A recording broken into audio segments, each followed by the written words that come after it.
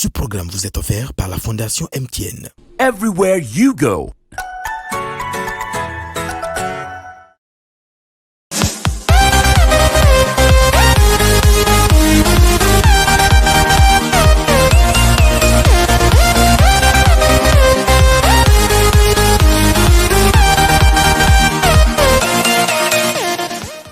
Le coronavirus peut se transmettre d'une personne à une autre. Lavez-vous les mains très régulièrement et correctement avec du savon et de l'eau. Utilisez un gel désinfectant. Toussez ou éternuez dans votre coude. Utilisez des mouchoirs à usage unique. Jetez-les ensuite à la poubelle. La vie ne tient qu'à un fil. Il vaut mieux prévenir que guérir. Ensemble, disons stop à la propagation du coronavirus.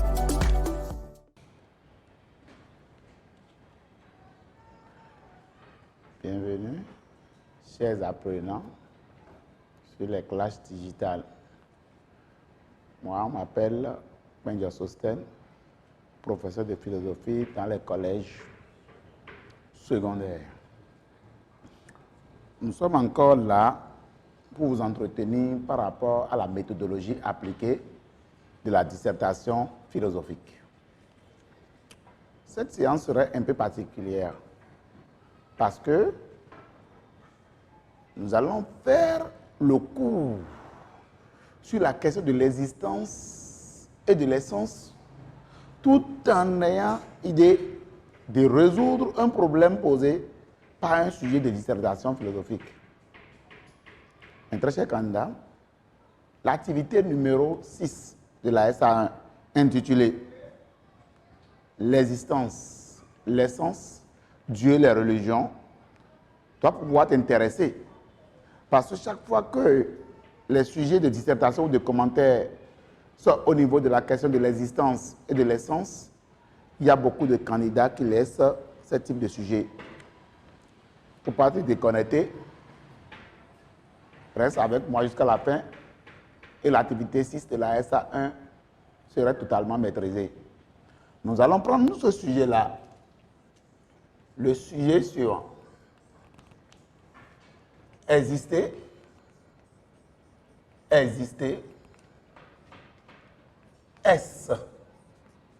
Exister, est-ce simplement vivre? Exister, est-ce simplement vivre? Exister, est-ce simplement vivre? Je suis allé au baccalauréat et on me remet l'épreuve. Je lis sujet 1. Exister, est-ce simplement vivre? Je prends mon brouillon, je mets les deux verbes là-dessus. Le verbe exister et le verbe vivre. Quelle est la différence entre exister et vivre? Nous sommes en dissertation philosophique. Exister, est-ce? Je te l'avais dit, lorsque nous avons l'auxiliaire être conjugué au présent du mode indicatif, on peut commencer par penser à la question de définition. Est-ce qu'on peut définir l'existence comme un état de vivre? Très cher candidat, le sujet est fort simple parce que c'est un sujet interrogatif qui nous amène à analyser la fonction ou la définition de la question de l'existence pour que nous puissions voir si dans l'existence, il y a l'essence qui nous permet de vivre. Exister, est simplement vivre? Ça veut dire que dans le sujet, il y a une affirmation que exister, c'est vivre. Mais tu vis en tant que qui? Tu existes en tant que qui? Oui, tu vas me dire que tu es candidat, tu es élève, tu es étudiant, oui. Mais le simple fait que tu existes en tant qu'étudiant, en tant qu'élève, en tant que candidat au baccalauréat 2020, est-ce que cela signifie que tu vis? Mais si tu vis, est-ce que tu existes réellement? Nous allons commencer maintenant par rédiger notre introduction. Faisons beaucoup attention lorsqu'il s'agit de la méthodologie rédactionnelle. Tu sais bien que les lignes qui vont suivre vont nous permettre de faire quoi? La première partie, c'est l'idée générale. C'est l'idée générale. L'idée générale. Du point de vue méthodologique, l'idée générale prépare le terrain pour le problème. Lorsqu'on dit idée générale, c'est un ensemble d'une phrase, de deux phrases, qui me permet maintenant de ramener le problème posé par le sujet. Alors, comment je vais faire maintenant pour bien introduire, pour bien commencer maintenant mon introduction? Exister, est-ce simplement vivre? Ce qui s'affiche au niveau de ton smartphone, au niveau de ton écran. Je pars, nous lisons, de l'opinion courante que je contredis par la suite. Pour l'idée générale, on part de l'opinion courante et on contredit par la suite. Exemple d'idée générale.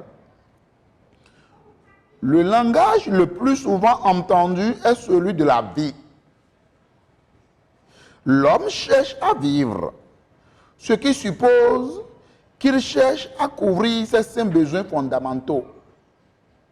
Le langage courant ne reconnaît pas aussi une différence entre vivre et exister. Vivre signifie pour la plupart exister, c'est-à-dire mener son existence selon son entendement. Or, l'homme est au-dessus de l'animal. Et pour cela, il ne peut pas mener sa vie de façon instinctive, sans raison. La question qui se pose, nous sommes en train d'insérer le problème. La question qui se pose est de savoir la relation qui existe entre existence et vie. Autrement dit, le fait simplement de vivre pour l'homme n'est-elle pas indigne de l'humaine condition? Qu'est-ce que vivre en réalité? Qu'est-ce qu'exister? En quoi l'existence correspond à la vie? Mais pour tenir compte de la singularité de l'homme, exister ne doit-il pas être supérieur à la vie? Chers candidats, voilà à peu près l'introduction que je viens de te lire. Oui, tu pouvais avoir la chance de me poser la question, moi je n'ai pas compris. Suis-moi bien. Nous sommes au niveau de l'introduction. Qu'est-ce qu'il faut écrire? Voilà le schéma de toute dissertation en philosophie. Là, on veut introduire. Introduction. Introduction. Nous voulons introduire quoi? Le sujet exister est simplement vivre. Au niveau de l'introduction, tu dois pouvoir rédiger une idée générale. Idée générale, du point de vue méthodologique, tu dois pouvoir insérer le sujet, insertion du sujet. Insertion du sujet. Faisons beaucoup attention, il s'agit de la problématisation. La problématisation. La problématisation. Comment tu peux résoudre le problème? L'annonce du plan. Annonce du plan. Annonce du plan. Il faut avoir un niveau. Annonce du plan. Par rapport à notre sujet, exister, est-ce simplement vivre? Dans l'idée générale, tu dois pouvoir faire sortir le verbe exister et le verbe vivre pour faire comprendre au correcteur en quoi existence et vivre se coïncident, en quoi ils sont dissemblances. Mais est-ce que je peux vivre sans exister? Est-ce que je peux exister sans vivre? Non, j'existe. Ok, tu existes. D'accord, mais est-ce que tu vis? Je peux exister sans vivre, comme je peux vivre sans exister. C'est le problème qu'on nous demande de résoudre. C'est le problème qu'on nous demande de résoudre. Quel serait le véritable problème posé? Le véritable problème serait maintenant le rapport entre existence et le vécu. Autrement dit, en quoi pouvons-nous définir l'existence comme étant un simple comportement de vivre? Les animaux vivent. Mais est-ce qu'ils existent? L'arbre qui est là, l'arbre vit. Mais est-ce que l'arbre existe? Tout ce qu'on te demande, Tout ce qu'on te demande dans ce sujet, c'est de pouvoir dire que lorsque j'existe, je dois avoir une conscience de mon existence. Je dois savoir ce que je vis. Je dois avoir la conscience d'exister. Et ta conscience d'exister, là, tout de suite, maintenant, c'est de comment décrocher le baccalauréat avec mention très bien. Non, faisons beaucoup attention. Élection présidentielle de 2041, tu serais candidat. Ça, c'est une manière d'exister. En tant que conscience d'exister, en tant que je prends position dans ma vie pour exister selon maintenant ma conscience de vivre. Au lendemain de la réussite du BPC, tu pouvais faire la série C, tu pouvais faire la série D, tu pouvais faire la série A1, tu pouvais faire la série G1, G2, G3. Mais tu existes en tant que conscience pour pouvoir choisir en toute liberté la vie que tu veux mener. Mais tu ne peux pas exister comme l'arbre qui est là. N'existe pas. Parce qu'à un moment donné, je peux prendre ma machette et couper l'arbre. Est-ce que l'arbre va crier? Est-ce que l'arbre va dire ne me coupe pas? Non. Faisons beaucoup attention. Sans quoi, jour de Ramadan, jour de Tabaski, les moutons vont bel et bien crier, mais ils n'ont pas de choix. La viande du mouton, elle est douce. Et là, quand bien même que le mouton existe, on ne peut pas lui considérer l'existence comme l'existence humaine. Le mouton vit, mais le mouton n'existe pas. C'est qu'on a. Lorsque nous parlons de l'existence, il faut mettre au centre la question de la liberté et la question du choix et la question de l'être. Le nouveau-né existe, mon frère. Et il vit. Un enfant de moins de 2 heures existe déjà. Pourquoi? On lui donne des seins, il prend avec joie. Faisons beaucoup attention. Lorsque le docteur vient pour lui jeter quelques trucs là, il commence pas à pleurer. Ça veut dire que l'enfant reconnaît déjà à la naissance ce qui est bien de ce qui est mal. On lui donne ça, il prend. On lui donne de Nivaquine, il rejette. Ça suppose quoi? Il a déjà une conscience d'existence.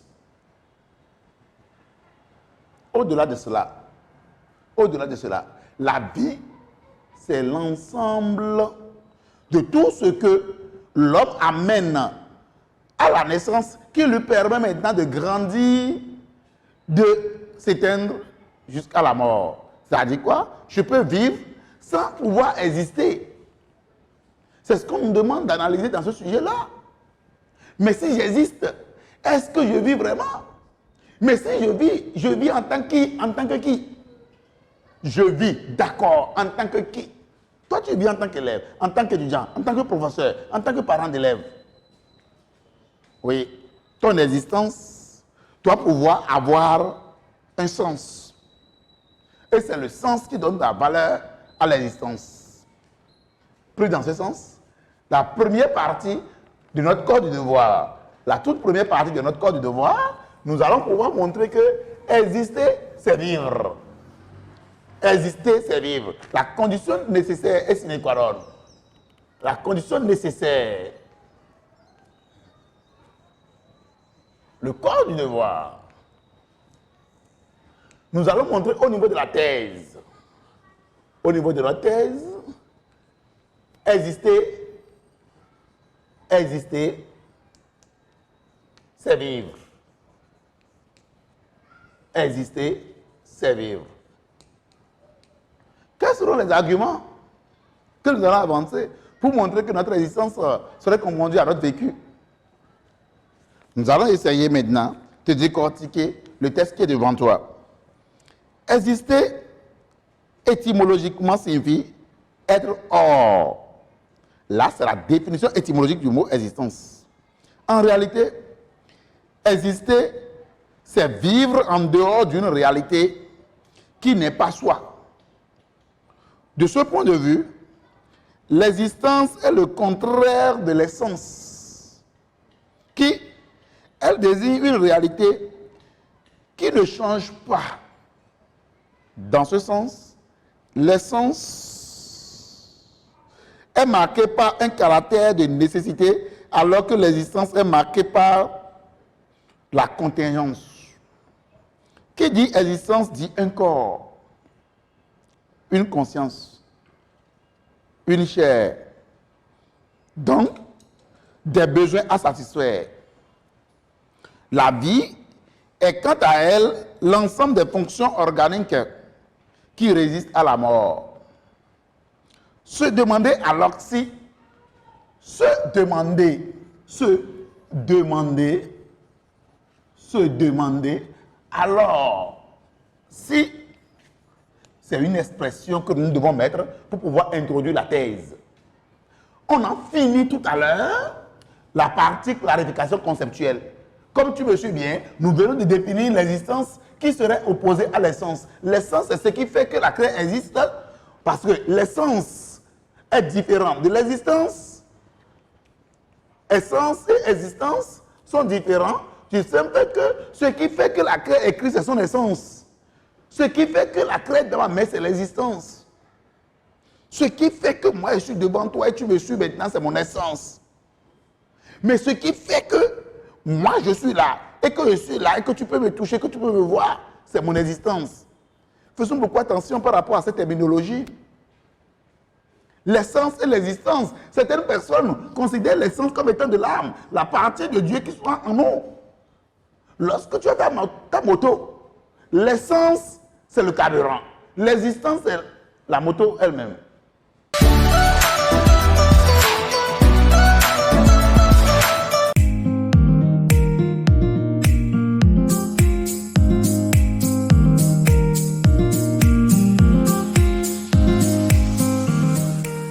Le 16 février 2018, la Fondation MTN lançait à Parakou la phase de déploiement du projet Génération numérique. D'un coût global de 470 millions de francs CFA, le projet a consisté au déploiement de 1000 ordinateurs avec contenu numérique et accès à Internet au profit de 54 écoles et établissements scolaires sélectionnés sur toute l'étendue du territoire national. 2 ans après la phase de déploiement, plus de 15 000 élèves ont été impactés. On allait en ville auprès des secrétaires, demander leur aide et on n'arrivait pas à avoir plusieurs informations dont on a besoin. Mais maintenant, nous avons ces outils au sein de notre collège qu'on utilise à tout moment, au moment opportun où on en a besoin et on en tire de bonnes informations par rapport à ce qu'on veut. La salle informatique nous est d'une grande utilité au lycée militaire. Elle nous permet tout d'abord de faire des recherches documentaires qui nous serviront dans nos divers exposés. Elle nous permet aussi d'être au courant de ce qui se passe dans le monde. Everywhere you go. Alors, c'est l'âme et l'existence. Alors, ça donne maintenant une existence qui serait maintenant le corps. Et si le corps est là, le corps plus l'âme ne serait que l'homme que tu es. Ne serait que l'homme qui est devant nous là. Alors, l'essence doit être dans un corps, dans une matérialisation, pour prouver l'existence du corps, pour mettre le corps dans le vécu, pour que l'homme puisse exister en tant qu'âme formée de corps dans la conception de René Descartes. Selon Descartes, l'homme est formé d'un corps et d'une âme. Et c'est l'âme que d'autres personnes accélèrent maintenant à l'existence.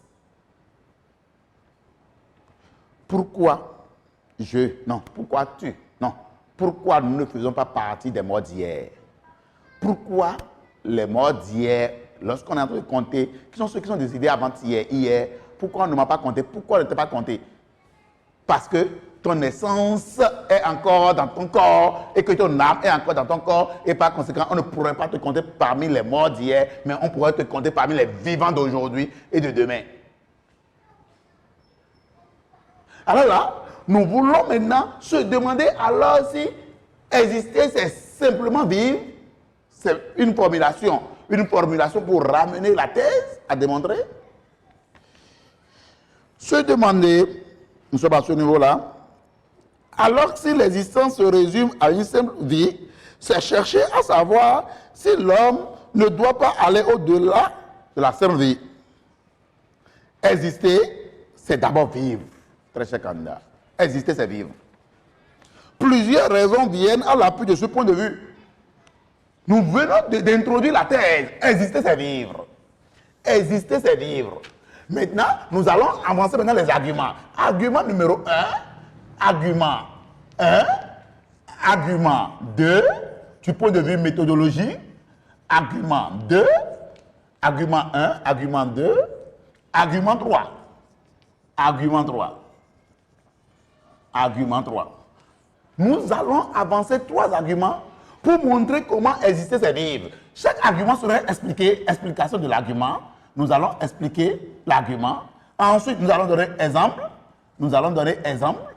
Ensuite, on va expliquer l'exemple, explication de l'exemple. Ensuite, on va faire transition. On va faire transition. Et c'est ça que nous appelons paragraphe philosophique. Argument numéro 1. Pour montrer quoi? Exister, c'est vivre. Nous allons expliquer l'argument. Nous allons donner un exemple pour que l'argument soit recevable. Nous allons expliquer l'exemple proposé. Nous allons faire une transition et voilà notre premier paragraphe par rapport au corps du devoir pour montrer que exister, c'est vivre. Après la transition, nous allons y mettre l'argument numéro 2. Après l'argument 2, nous allons expliquer l'argument. Nous allons donner un exemple. Nous allons expliquer l'exemple. Nous allons faire une transition. Ensuite, nous débouchons maintenant sur l'argument numéro 3. Toujours pour soutenir notre thèse, exister, c'est vivre. Et c'est ce que je suis en train de vous lire. Exister, c'est d'abord vivre. Plusieurs raisons viennent à l'appui de ce point de vue. D'abord, le mot existence implique la vie. Exister, c'est être en dehors d'eux. C'est subir la contingence. C'est être dans le temps. Donc vivre dans la perspective de la mort. Or, l'homme, dans sa vie quotidienne, lutte contre la mort. Et la lutte contre la mort suppose qu'on puisse vivre, c'est-à-dire satisfaire ses besoins fondamentaux, comme par exemple se nourrir, se loger, s'instruire, se soigner, se vertir. Si l'homme ne satisfait pas ses besoins, il est appelé à disparaître.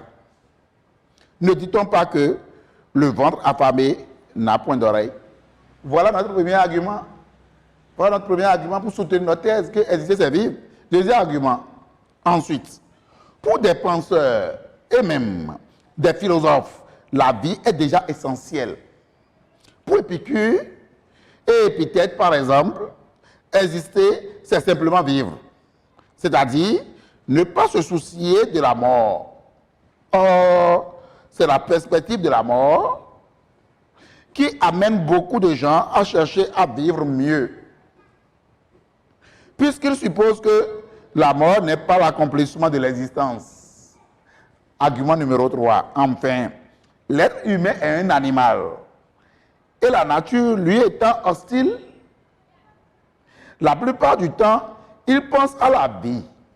La mort étant vue comme un thème futur. Il importe donc de ne pas empoisonner son existence avec cette idée de la mort. En vivant, l'homme pense et cette pensée l'amène hors du temps. On ne saurait alors vivre sans déjà exister.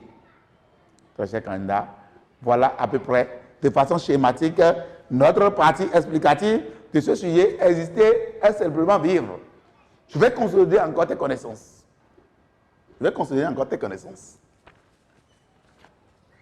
Exister suppose qu'on a des besoins.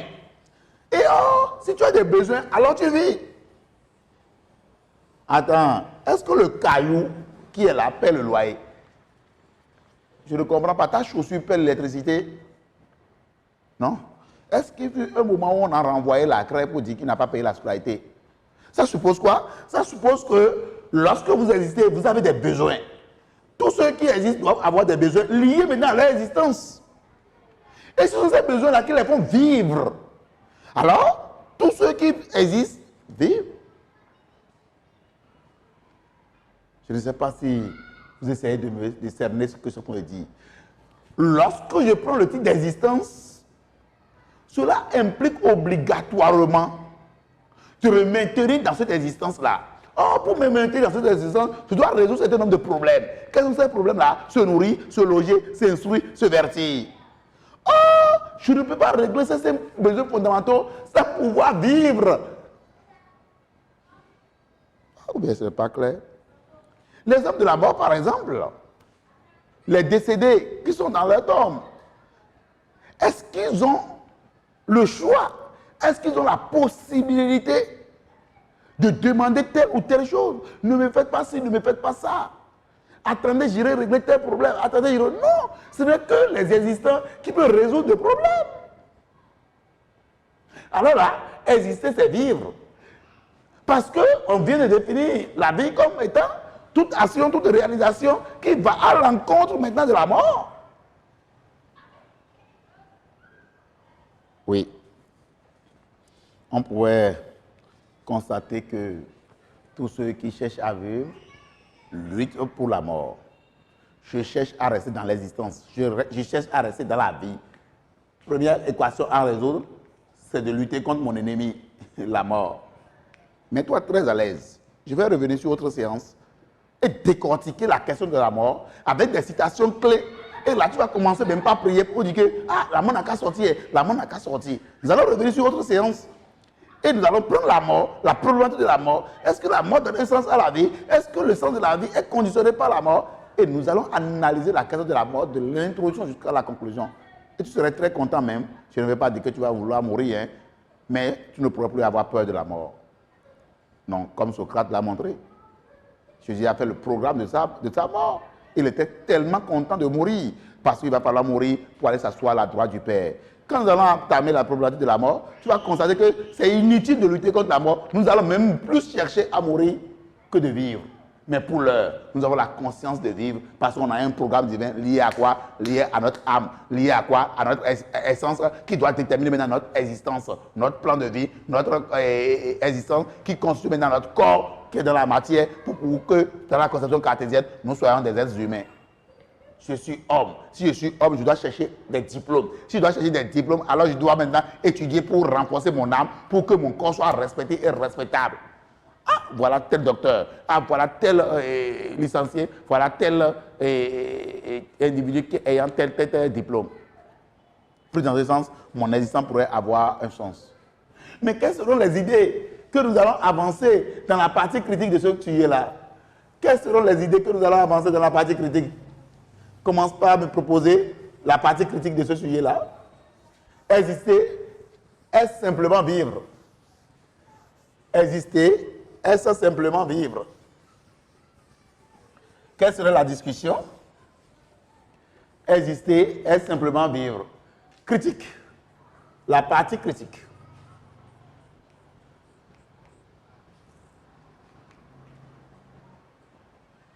La partie critique.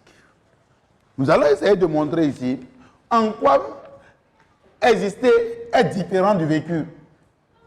En quoi exister est différent du vécu. Alors, exister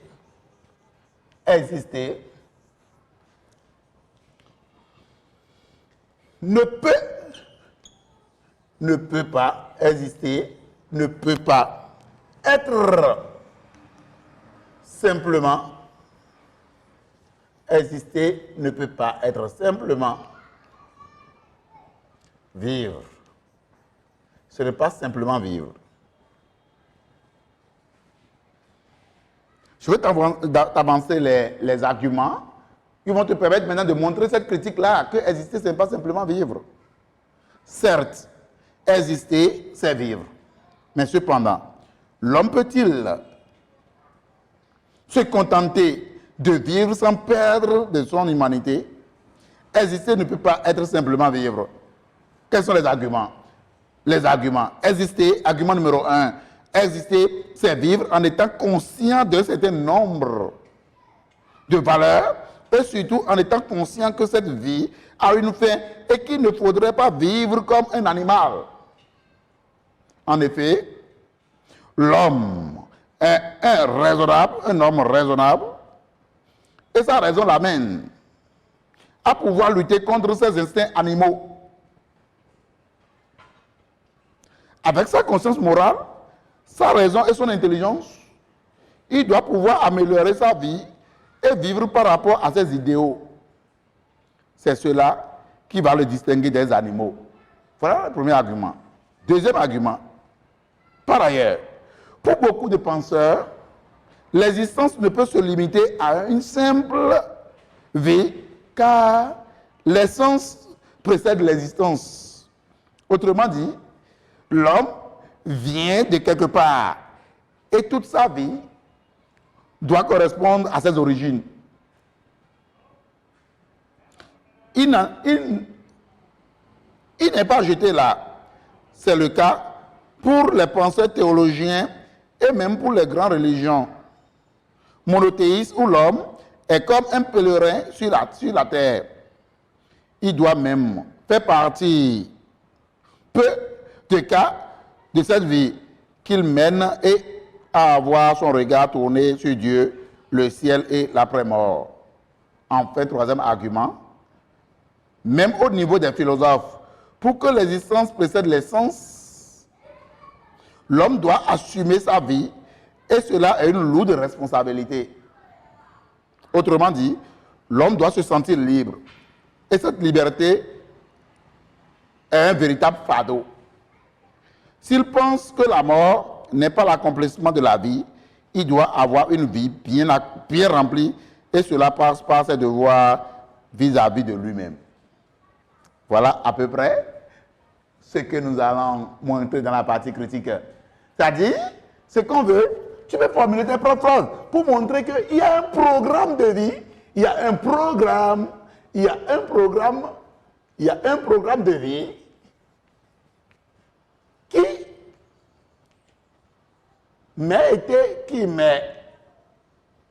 il y a un programme de vie qui m'a été donné par qui? Par le Dieu créateur. Par le Dieu créateur. C'est-à-dire quoi? Nous allons évoquer l'idée de quoi? Du destin. Du destin. Le déterminisme. Notre philosophie selon laquelle tout ce que nous faisons maintenant est déterminé par un destin. C'est-à-dire quoi? S'il existe, je peux vivre comme je peux ne pas vivre. Si le programme de vie, mon destin ne me permet pas de vivre convenablement, est-ce que je peux vivre? J'ai fait quoi? Pour signer la famille Penjo. J'ai fait quoi? Pour signer la famille Houtondi. J'ai fait quoi? Pour signer la famille Nyankadja. Devinez la vie que je suis en train de mener. Si mon nom de famille, si mon père s'appelait Bill Gates. Vous pouvez imaginer la vie que je suis en train de mener si mon père était Macron. Est-ce que vous pouvez imaginer la vie que je serais en train de mener si mon père s'appelait Patrice Atara Guillaume Talon? Ma vie serait totalement différente parce que mon existence coïncide exactement avec qui? Avec maintenant une famille noble. Puis dans ce sens, exister, ce n'est pas simplement vivre, mais c'est prendre conscience de la vie que nous menons pour que la vie après la mort puisse être les bienvenus. Très cher candidat, nous allons conclure. Nous allons faire une synthèse partielle et conclure ce sujet, passer à autre sujet. Ces considérations montrent avec évidence que la vie est une condition de l'existence, mais que l'existence ne saurait se limiter à la vie.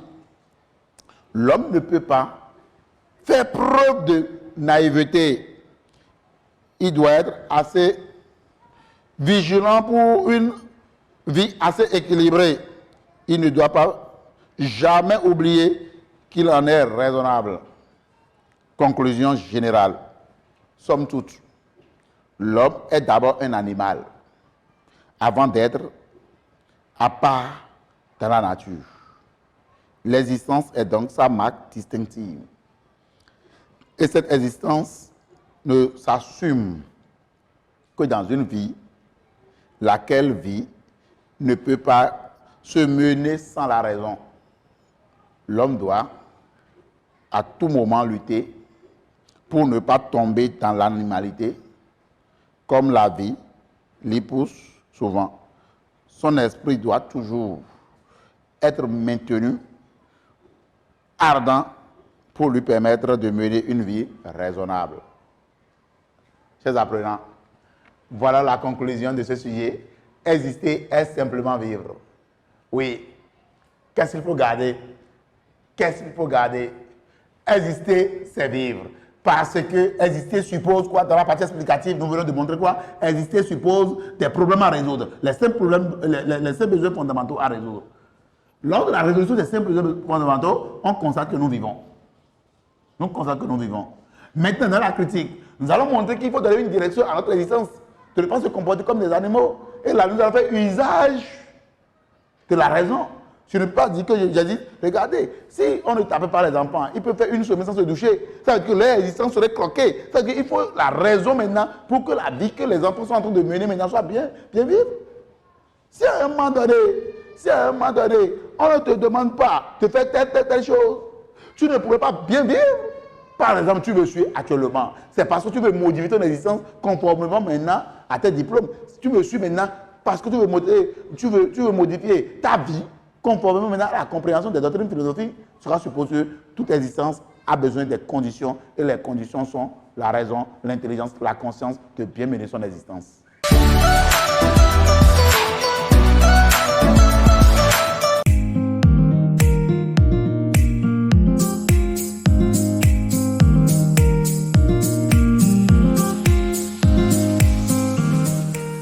Le 16 février 2018, la Fondation MTN lançait à Parakou la phase de déploiement du projet Génération numérique. D'un coût global de 470 millions de francs CFA, le projet a consisté au déploiement de 1000 ordinateurs avec contenu numérique et accès à Internet au profit de 54 écoles et établissements scolaires sélectionnés sur toute l'étendue du territoire national. 2 ans après la phase de déploiement, plus de 15 000 élèves ont été impactés. On allait en ville auprès des secrétaires demander leur aide et on n'arrivait pas à avoir plusieurs informations dont on a besoin. Mais maintenant, nous avons ces outils au sein de notre collège qu'on utilise à tout moment, au moment opportun où on en a besoin et on en tire de bonnes informations par rapport à ce qu'on veut. La salle informatique nous est d'une grande utilité au lycée militaire. Elle nous permet tout d'abord de faire des recherches documentaires qui nous serviront dans nos divers exposés. Elle nous permet aussi d'être au courant de ce qui se passe dans le monde. Everywhere you go. Nous allons prendre le autre sujet d'actualité, pour te faire montrer, pour te faire appliquer la méthodologie rédactionnelle de la dissertation philosophique. La méthodologie rédactionnelle de la dissertation philosophique. Faisons beaucoup attention. Ne ratons pas les points. Tu ne peux pas me dire que la philosophie est difficile. Souvent, cette question, beaucoup aiment poser cette question, même s'ils ne comprennent pas, même si ceux qui devaient donner la réponse ne leur donnent pas la meilleure des réponses, les gens continuent quand même de les poser. Nous allons mettre ça sous forme de sujet et traiter. Parce que ça intéresse plus d'un. Dieu existe-t-il? Dieu existe-t-il? Dieu existe-t-il? Dieu existe-t-il? Oui, j'ai voulu aborder ça parce que je ne peux pas faire la méthodologie rédactionnelle, t'expliquer l'existence et la vie et ne pas en penser à ce sujet-là. Dieu existe-t-il? Comment il faut rédiger une introduction à ce sujet-là? Dieu existe-t-il? Dieu existe-t-il? Alors, Dieu vit-il? Dieu existe-t-il? Est-ce que Dieu vit? Cela nous amène à réfléchir par rapport à la question de Dieu. Par rapport à la question de Dieu. Mais c'est qui Dieu? Quelle définition pouvons-nous donner à Dieu? Très chers candidats. Activité 6. SA1. L'existence, Dieu et la religion. On ne peut pas aller s'asseoir à un examen sans pouvoir maîtriser la question de Dieu. Mais qui nous appelons Dieu? Nous dirons que c'est l'omniscient, l'omniscient, l'omniscient. Dieu est l'omniscient, l'omnipotent, omnipotent, l'omnipotent et l'omniprésent. Omniprésent. Ça veut dire quoi? Il est partout, il est en tout lieu et il vit partout. Omniscient, omnipotent, omniprésent. La cause des causes non causables de la cause. Dieu, c'est une réalité innommable, indéfinissable, dont le centre est partout, la circonférence nulle part. Oui, il peut y avoir un nom pluriel, Yahvé, Jéhovah, quelles que soient les attributions que nous accorderons. C'est une réalité innommable, indéfinissable, qui se trouve partout, omniprésent. Dieu, c'est la cause de l'univers non causé, de la cause qui existe. très chers amis, est-ce qu'il existe réellement? S'il existe, il est où? Quel est son numéro de téléphone? Où se trouve sa maison? Tout à l'heure, tu vas comprendre là où il est. Je ne veux pas t'évoquer Nietzsche, qui a proclamé la mort de Dieu. Dieu est mort, disait Friedrich Nietzsche, cheveux de son enterrement. Non, la question de Dieu existe-t-il pose le problème de l'existence au nom de Dieu. Quelle définition pouvons-nous donner à Dieu? Comment pouvons-nous comprendre Dieu? Au niveau de l'idée générale, nous allons mettre quoi? Si on nous demandait ce sujet-là, au niveau de l'idée générale, nous allons insérer insertion du sujet. Faisons beaucoup attention par rapport à ce que nous mangeons, la problématisation. Le problème posé, la problématisation. Comment pouvons-nous problématiser la question ou le sujet? Dieu existe-t-il? Et quel serait le plan de résolution de ce problème-là? C'est ce que je vais te lire. Introduction. Idée générale.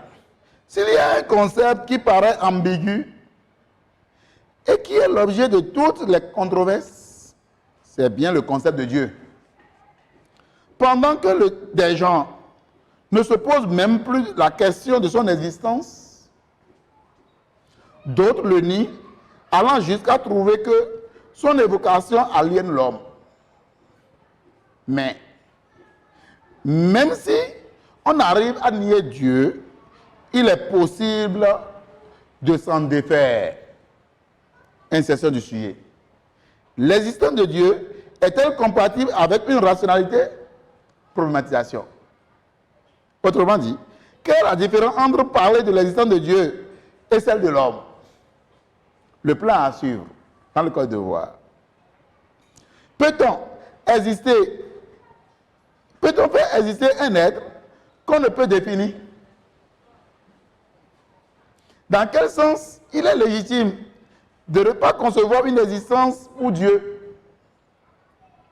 Peut-on alors s'interdire toute évocation de l'existence de Dieu sans tomber dans l'absurde? Voilà la fin de l'introduction.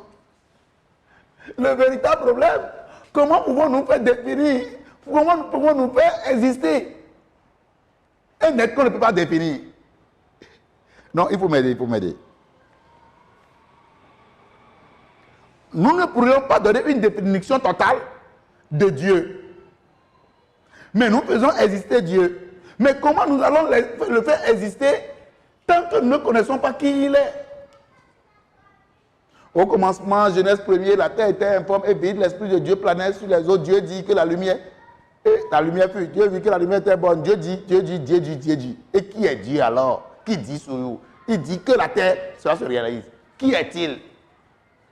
C'est une réalité innommable, indéfinissable, dont le centre est partout et la circonférence nulle part. La cause des causes non causale de la cause. Celui qui existe au moment où rien n'existe encore. On l'appelle Alpha, on l'appelle Oméga, on l'appelle Yahvé. Le Dieu des temps et des circonstances. Celui qui enlève le chapeau de tous les rois. Et aucun roi n'enlève son chapeau. Celui qui connaît les 25e heures, le poids de la terre. C'est son nom qui est Dieu. Mais quels sont les arguments que nous allons avancer dans le code de devoir? Parce que nous voulons les points. Dieu existe, Dieu n'existe pas. Comment faire pour avoir 17, 18? C'est ça qui nous intéresse. Quels sont les arguments que nous allons avancer? Nous pouvons affirmer que Dieu existe. Dieu existe. Mais s'il existe, comment? Dieu existe. S'il existe tout à l'heure, que nous venons de définir la question de l'existence, s'il existe, il doit exister en tant que... Et là maintenant, le problème de la raison sera au rendez-vous. Comment la raison peut définir Dieu alors que la raison elle-même a des limites? Suis-moi bien. Clarification conceptuelle. Approche définitionnelle. Dieu est un concept qui n'est pas facile de définir, au point que l'on pense que si on peut avoir des preuves de son existence qui disent qu'il est, l'homme n'a pas la possibilité intellectuelle de ce qu'il est. Pour une approche définitoire, on se contente de dire que Dieu est l'être nécessaire, l'être qui existe sans cause et qui est la cause de tous les êtres. Pour les croyants, c'est l'être qui est le créateur de tout l'univers, celui à qui on doit l'adoration. Pour les athées, c'est l'être qui empêche la liberté de l'homme de se manifester. Or, exister, c'est être hors d'eux, c'est être jeté dans la vie comme par hasard. C'est être marqué par la contingence, la passivité et la tension vers la mort. A priori donc, l'idée de Dieu semble être incomparable avec la notion de l'existence. Le concept de Dieu est incompatible avec la notion d'existence. Il ne peut d'ailleurs être autrement lorsqu'on sait que d'abord, argument numéro 1, quand on parle de Dieu, on pense au concept d'essence. C'est le concept qui semble correspondre à Dieu.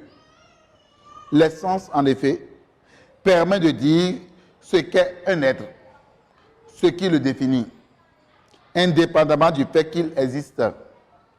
En ce sens, le concept de Dieu est plus concevable par l'esprit humain en termes d'essence.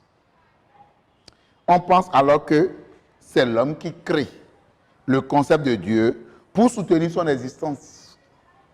Son raisonnement, or, exister suppose une contingence, une vie qui n'est pas éternelle, alors que qui dit Dieu parle d'éternité et touche à ce qui est hors du temps. Deuxième argument.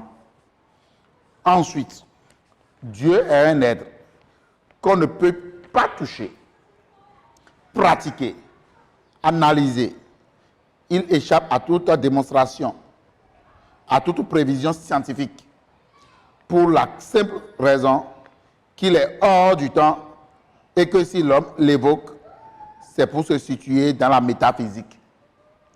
Dieu est un concept métaphysique et en tant que tel, il échappe à toute forme de démonstration et fait objet de foi. Troisième argument, enfin, quand on évoque Dieu, on parle aussi de ce qui fonde l'existence de Dieu. Celui qui a créé les choses qui existent. Celui qui a fait exister les choses. Or, on ne peut pas faire exister quelque chose en étant comme la chose créée. Dieu est donc surtout, pour les trois grandes religions monothéistes, l'être suprême. Voilà, chers candidats, la partie explicative que nous pouvons maintenant pouvoir garder pour pouvoir résoudre le problème de l'existence de Dieu. Dieu existe-t-il? Mais une question se pose. Une question se pose. Ce n'est plus la question Dieu existe-t-il qui doit nous intéresser. Hein. Nous, est-ce que j'existe? Si j'existe, alors qu'est-ce qui me fait exister? Je vais lire beaucoup de choses. Ce qui me fait exister, c'est mon corps. Je vois mon corps. À un moment donné, j'ai vu des corps inanimés. À dire le corps des décédés. Ceux qui sont morts, je vois leur corps. Ça veut dire qu'il y a quelque chose qui a manqué. L'âme n'est plus là. Quel que soit le nom que nous donnons, l'esprit ou l'âme. Alors, pourquoi ils existaient, ils ne sont plus? Le général Mathieu Kereko, que je salue au passage. Pourquoi à un moment donné, l'être humain disparaît?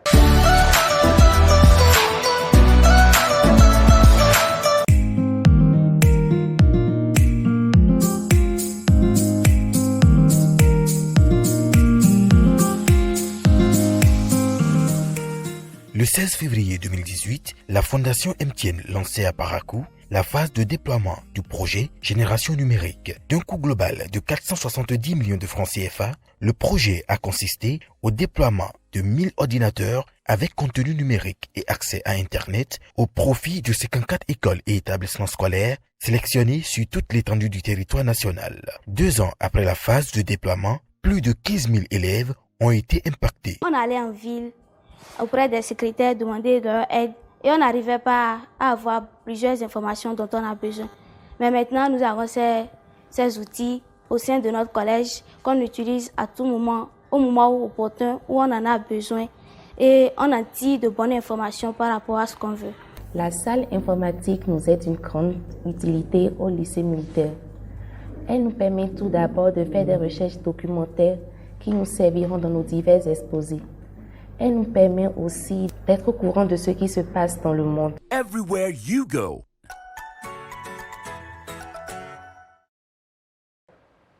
Ça suppose que dans la création, dans la conception religieuse, Dieu pétrit ainsi du sable et insuffle dans cette narine et l'homme est devenu une entité vivante. Dieu pétrit du sable et insuffle dans cette narine, l'homme est devenu un. Genèse 1er, verset 26. Genèse 1er, verset 26. Plus dans ce sens, il va falloir que nous analysions maintenant la question de Dieu dans sa plénitude. Mes chers candidats, quelle serait la partie critique que nous allons aborder? La critique. La critique. Les limites de la thèse. Les informations critiques. En raison de ces considérations, nous pouvons dire que la notion de Dieu est incompatible avec la notion d'existence.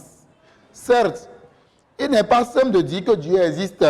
Cependant, la notion d'existence n'inclut-elle pas celle des sens vis-à-vis?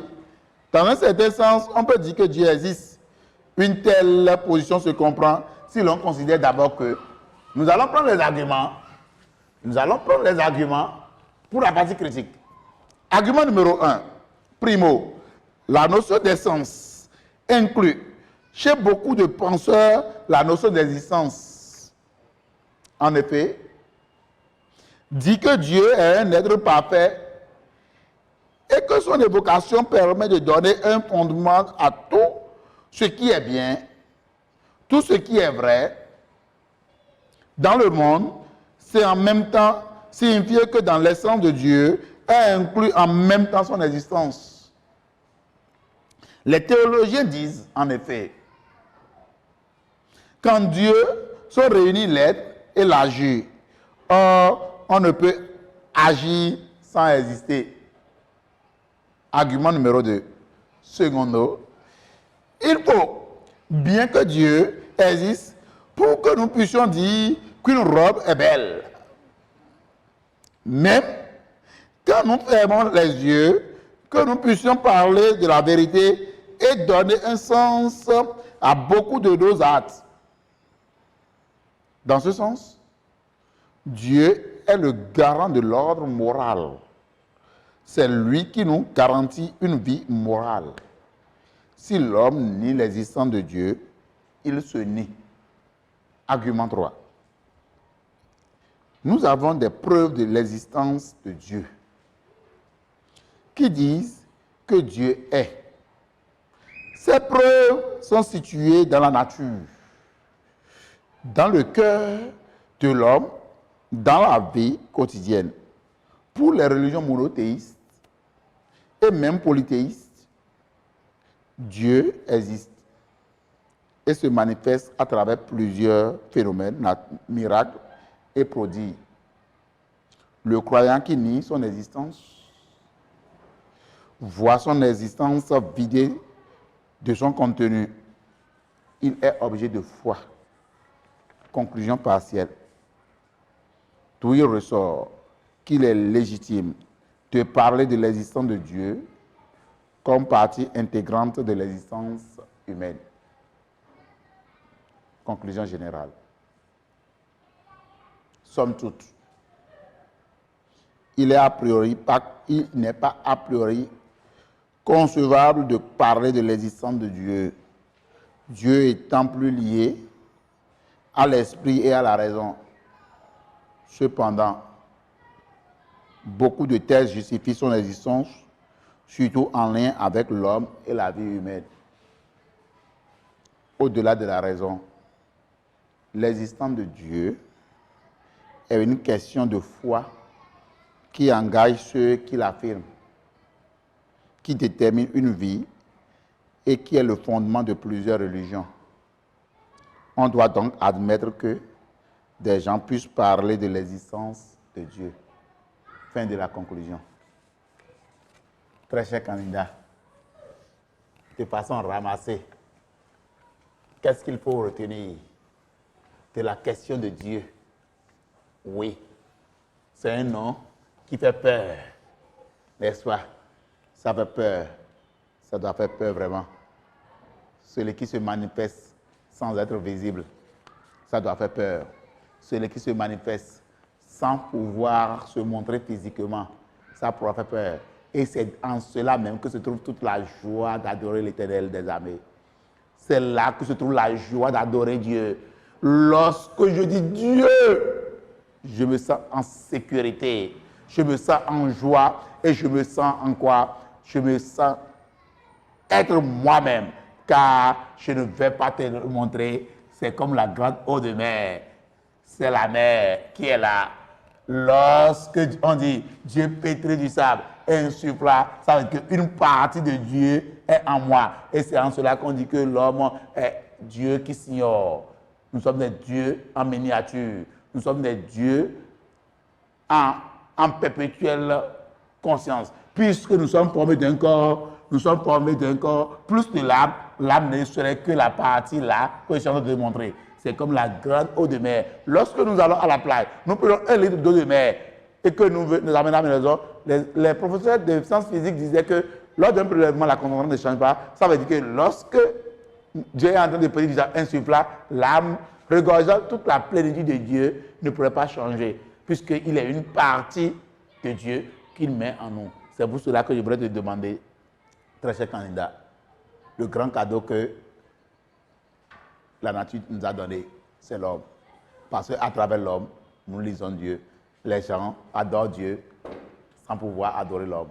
Oui, qu'est-ce que j'entends par adoration? Ce n'est pas les cultes que nous faisons les dimanches. Non, l'adoration n'est que le service. Venez au service de l'humanité, au service de l'homme. Là, tu es en train de servir Dieu. C'est en cela que beaucoup de personnes passent à côté de la question de l'existence de Dieu. Nous voulons le voir, alors que chaque jour, il est dans notre chambre. Alors que chaque jour, il ne fait que se démontrer à nous. Chaque jour, ton père, ta mère, tes professeurs, ta grand-sœur, ton oncle, ta tante, fais tout possible pour que tu puisses voir Dieu à travers eux. Mais dommage, tu as toujours les yeux fermés, tu as toujours les oreilles bouchées pour ne pas voir Dieu à travers tes amis frères, à travers ton père, ta mère, à travers tes frères, à travers tes professeurs, à travers tous ceux que tu rencontres qui prennent le titre de l'homme. Dommage à toi que tu veux encore trouver Dieu. Tu veux encore une définition de Dieu, alors que chaque jour, tu rencontres les êtres humains. Tu rencontres les êtres humains. S'il y a possibilité de regrouper tous les êtres humains de la planète Terre dans un seul pays, vous allez voir la manifestation de Dieu. Qu'est-ce que Jésus-Christ disait? Je suis le chemin, la voie. Nul n'ira au Père sans passer par moi. Le moi, c'est qui? Être humain. Vous ne pouvez pas aller au Père sans passer par moi. Chacun peut répéter cette phrase-là? Chacun peut répéter cette phrase-là? Alors toute adoration de Dieu serait vaine. Il suffit de prendre conscience de l'être humain qui est devant nous. Et là, la question de Dieu serait réglée. La question de son existence serait réglée. Serait réglée. Si à un moment donné, tu ne respectes pas le Fils, on suppose, moi je suis fils de Dieu. Non, toi tu es fils de Dieu. Non, tu es un enfant de Dieu. Je ne respecte pas l'enfant et je cherche le Père. Est-ce que l'enfant peut me montrer le Père? Ne serait pas possible. Alors Dieu existe bel et bien pour tous ceux qui veulent croire. Ah, Hébreux 11, verset 1er. Hébreux 11, verset 1er. Là, la question de foi pour la compréhension de Dieu est claire. Lorsque nous lisons le livre d'Hébreux, Hébreux 11, verset 1er, la foi est la ferme assurance des choses qu'on espère, une démonstration de celles qu'on ne voit point. Lorsque nous avons la foi, Dieu va essayer maintenant de se montrer à travers maintenant les êtres humains et nous allons pouvoir réaliser son existence à travers le quotidien, à travers tout ce que nous voyons, à travers nous-mêmes. Plus dans ce sens, la question philosophique de Dieu doit être abordée en communion avec quoi? Avec la raison. Avec la raison. Faculté de discerner le vrai du faux, le bien du mal, qui serait maintenant conjugué maintenant avec quoi? Avec la foi, l'acceptation sans preuve de tout ce qui existe. Alors, le rapport entre foi et raison nous amène à prouver l'existence de Dieu ou son inexistence. Ça veut dire quoi? La foi n'accepte pas les questions. La foi accepte de façon dogmatique tout ce qui existe, alors qu'il faut maintenant, au niveau de la raison, pouvoir démontrer à travers des principes d'identité, de tiers exclus, de contradiction, de finalité et de déterminisme et de causalité, pour pouvoir montrer le fondement réel de Dieu. au-delà de tous ces principes. Tu veux, tu ne veux pas. Tu sais, tu ne sais pas. Tu es la seule réalité qui s'impose à l'humanité. N'a même pas besoin de ton existence avant de se prouver. Non. Qui suis-je? Moi qui parle de Dieu. Non. De toute façon, lorsque l'idée de Dieu arrive, il va falloir maintenant être posé et ne pas être versé maintenant dans une digression oiseuse. Plus dans ce sens. Il faut savoir que ton correcteur aussi a des bords religieux et ne pas maintenant analyser le problème dans un seul sens. Puisque tu es croyant, puisque tu es religieux, il ne faut pas analyser la question de Dieu et occulter dans l'origine même des athées qui montrent que Dieu n'existe pas. Ne pas dire que Dieu n'existe pas, c'est une preuve que Dieu existe. Parce que tu sais que tu n'existes pas. Comme tu sais qu'il n'existe pas, cela suppose que tu sais ce qu'il est. Parce qu'il faut savoir ce qu'il est avant de prouver maintenant qu'il n'existe pas. Pris dans ce sens, chers candidats, les questions comme ça, les problèmes comme ça doivent être analysés avec minutie. Et faisons beaucoup attention lorsqu'il s'agit de la philosophie. Lorsqu'il s'agit de la philosophie, faisons beaucoup attention. Analysons avec beaucoup d'intelligence. Faisons beaucoup de preuves de rigueur, la cohérence dans le devoir, la pertinence des idées développées. Il ne faudrait pas que nous livrons maintenant des copies non-sens. Il faudrait que nous soyons posés. Non, on ne peut pas avoir peur lorsqu'on me donne un sujet de réalisation ou de dissertation philosophique à rédiger.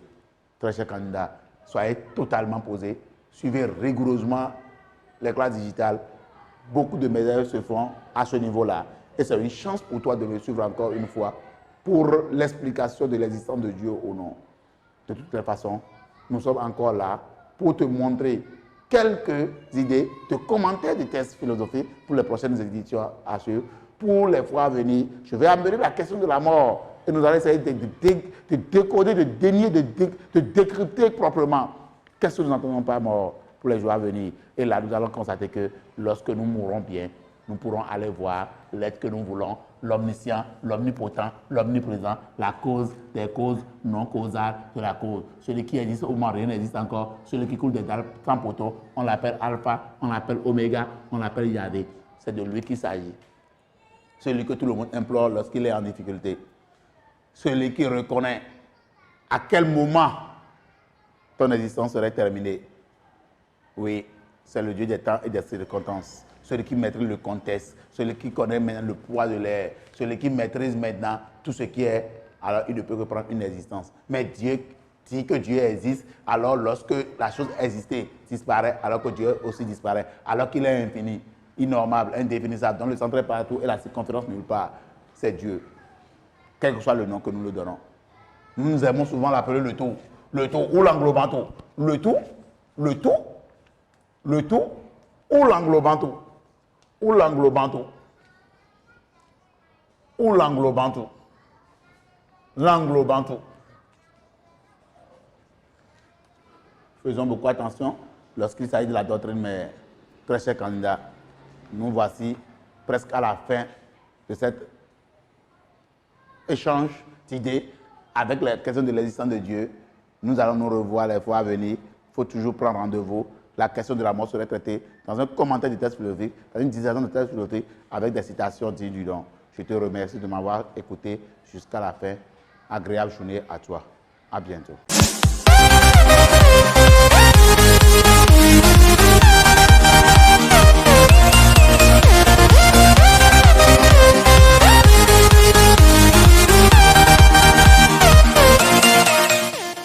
Ce programme vous est offert par la Fondation MTN. Everywhere you go.